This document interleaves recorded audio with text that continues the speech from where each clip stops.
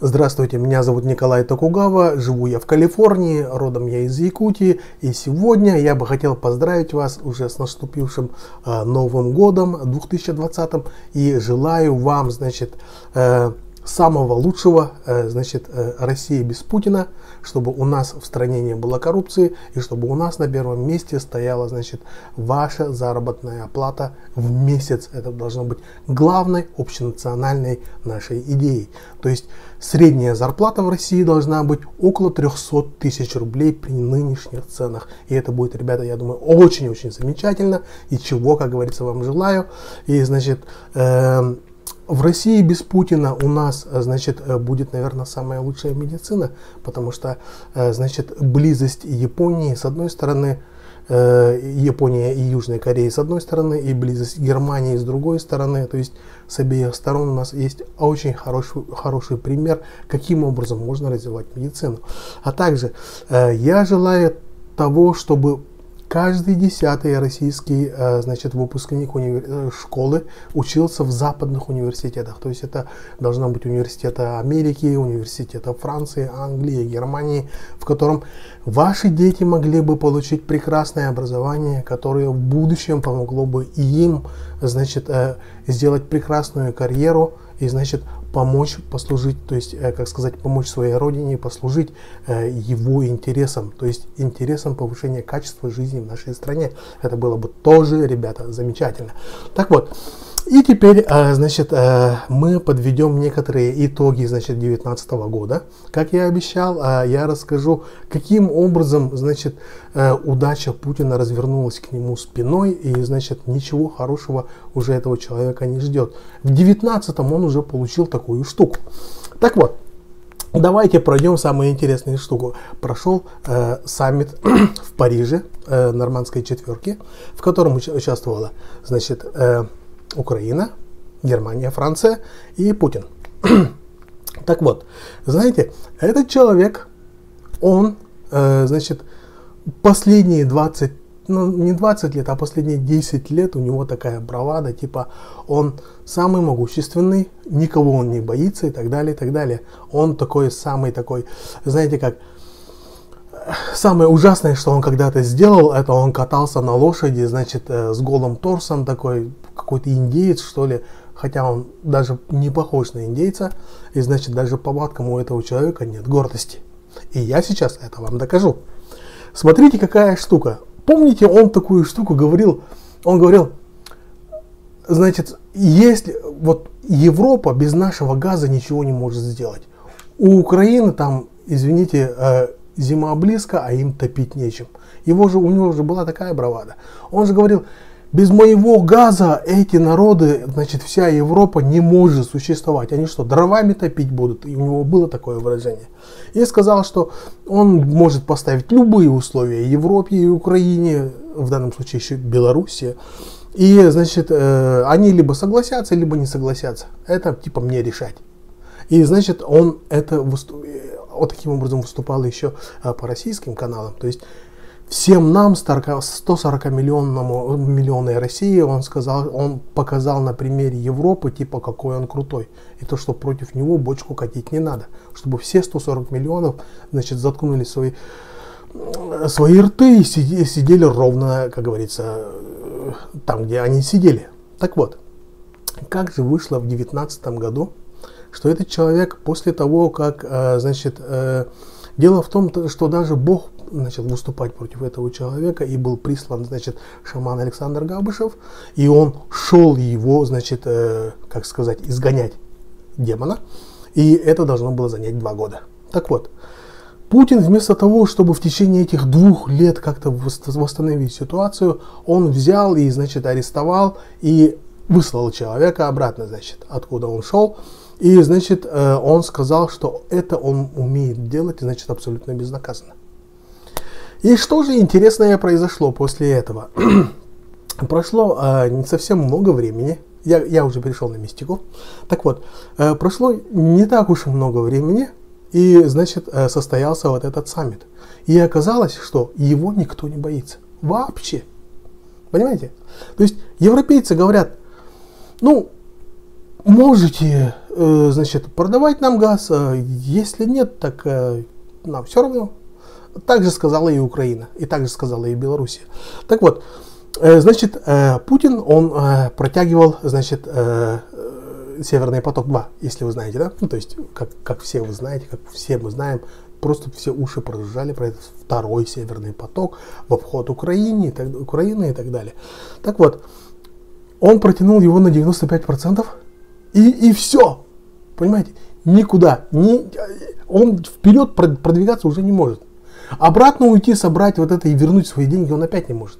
То есть 95% деньги уже вложены в эту трубу, назад хода уже нету. То есть вложился все. Надо заканчивать. А закончить он не может. Вообще считалось, что Трамп, значит, в России какую браваду он делал, Путин? Он говорил, что Трамп это наш поставленец, типа я настолько влиятельный, что я могу, значит, вмешиваться даже в Соединенные Штаты на выборах, и мне никто ничего не сделает. Ага. В конечном итоге что получилось? Этот же самый Трамп послал Путина, извините, на 3 буквы и сказал, если кто-то, значит, будет попытаться вот эту вторую трубу протащить, вот эти последние 5%, тот человек больше никогда не будет, значит, получать заявок из Соединенных Штатов. То есть Соединенные Штаты введут против этих компаний санкции.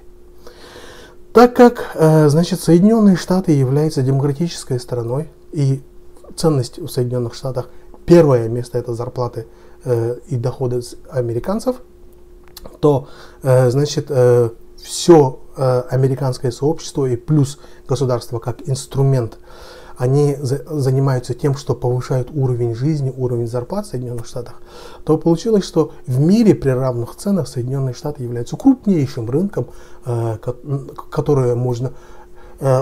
где можно продать все, что угодно. Ребята, здесь огромное количество денег. Я свидетель, я нахожусь в Соединенных Штатах, и я говорю, все деньги мира здесь. Хотите что-то продать, приезжайте сюда. А если купить, то же самое приезжайте сюда. Ни одна компания в мире не захочет портить отношения с самым крупным покупателем в мире. Это же как-то бедлам же получится, если человек будет хамить у себя в магазине, значит, заходящим, значит, покупателем. А если это крупнейший покупатель у тебя, кто будет с ним ссориться? И, естественно, швейцарская фирма, которая протягивала эту трубу, сказала, не, лучше я заброшу вот это протягивание этой трубы, но сохраню хорошие отношения, значит, с самым большим своим покупателем, Соединенными Штатами Америки. Понимаете, о чем идет речь? Так вот, а Путин, так как он является диктатором, значит, он не влаживал в деньги, в технологии. Дело в том, что этот человек, значит, с технологиями никакой связи не имеет. Он не может понять вообще, что такое наука, и этот человек даже не пользуется компьютерами. И поэтому, значит, российский газ, который должен был пойти, значит, второй трубой, второй Северный поток, значит, оказалось, что нет ни одного корабля, который мог бы это сделать. Потому что за последние 20 лет Россия находится в огромной стагнации. У нас, ребята, застой хуже, чем был, который в Советском Союзе в 80-е годы. У нас ничего не развивается.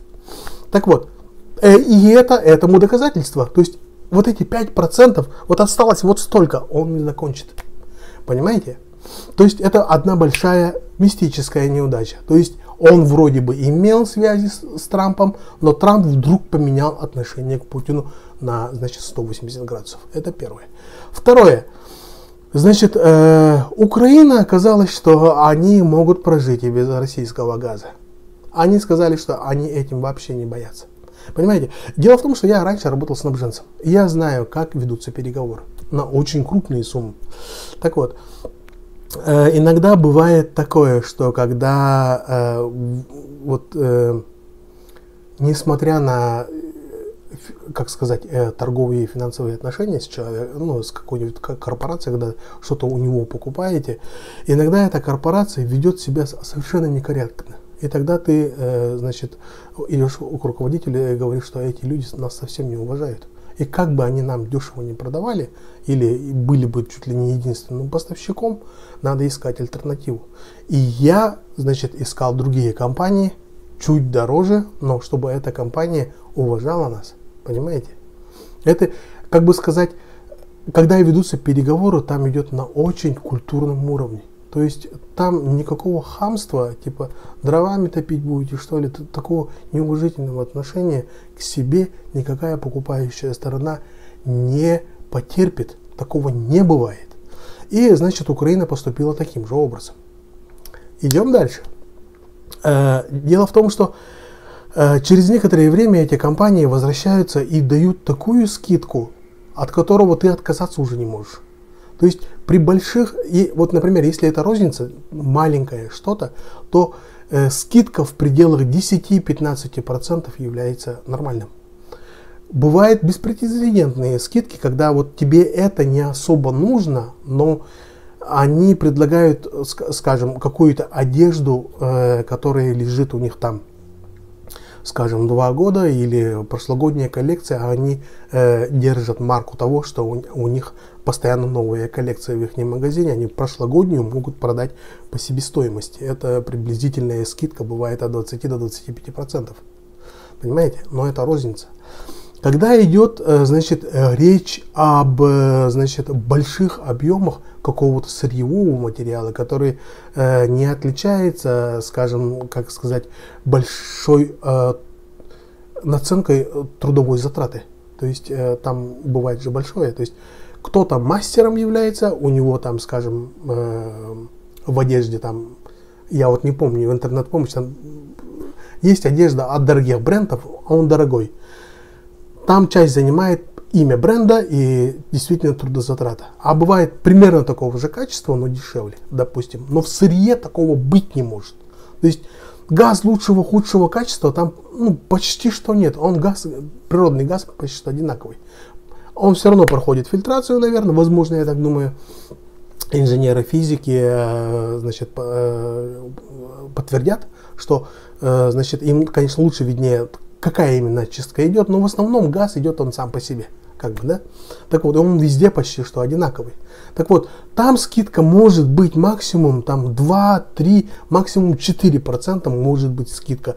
В огромных объемах это просто миллиарды и миллиарды, понимаете, о чем идет речь. То есть там же суммы идут огромные. Там не может быть больших скидок. И вдруг Путин заявляет, приходит и, знаете, заявляет при, значит, таких объемах и, значит, сырьевой, то есть продажа сырья, скидку в 25%. Понимаете? Это у снабженцев у нас называется приползти на коленях.